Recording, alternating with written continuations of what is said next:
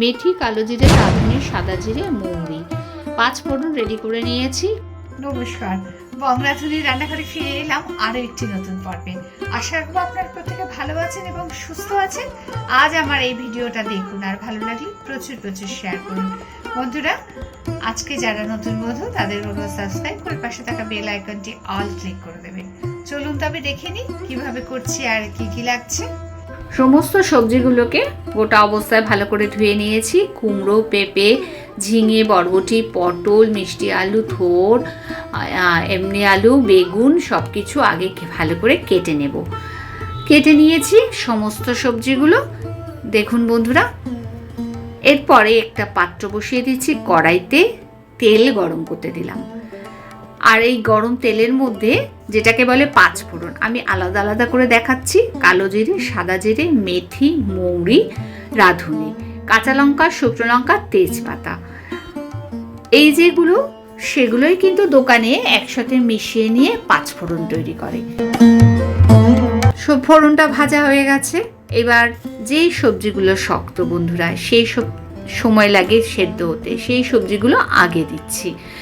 আলুটা দিলাম, তারপরে থোড়টা দিলাম, তারপরে পেঁপে দিচ্ছি, এখন দিলাম মিষ্টি আলু, এরপরে পটল, বরবটি, কুমড়ো। এই রকমভাবে সবজিগুলো এক এক করে দিয়ে ভালো করে ভেজে নিতে হবে। সবজিগুলো ভাজা হবে, বেশ খানিকটা ভাজা হয়ে গেছে বন্ধুরা। এরপরে ঝিঙেটা আর বেগুনটা সবশেষে দিয়ে দিলাম। বেগুনটাও দিয়ে দিয়ে তারপরে আবারও ভালো করে নাড়িয়ে চাড়িয়ে নিয়ে ভালো করে ভেজে নিতে হবে। এইবার পরিমাণে নুন আর হলুদ দেব, আর কোনো মশলা দিতে হবে না বন্ধুরা। এই যে নুন আর হলুদটা দিলাম, এটাকে আবার ভালো করে মিশিয়ে নিয়ে সামান্য জল দিয়ে এটাকে সেদ্ধ হতে দেব। এটা সেদ্ধ হয়ে গেছে, এমন সময় বাকি যে মশলাটা আছে আমার সিক্রেট মশলা, সেটা দেব।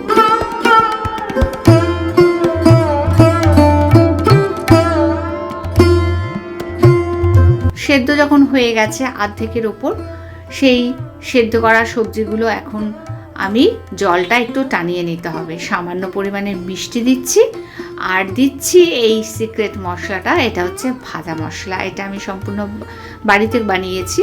মৌরি আর ধনে, শুকনো লঙ্কা, সাদা জিরে ওভেনে একটু শুকনো খোলায় ভেজে নিয়ে ঠান্ডা করে গুঁড়িয়ে নিয়েছি।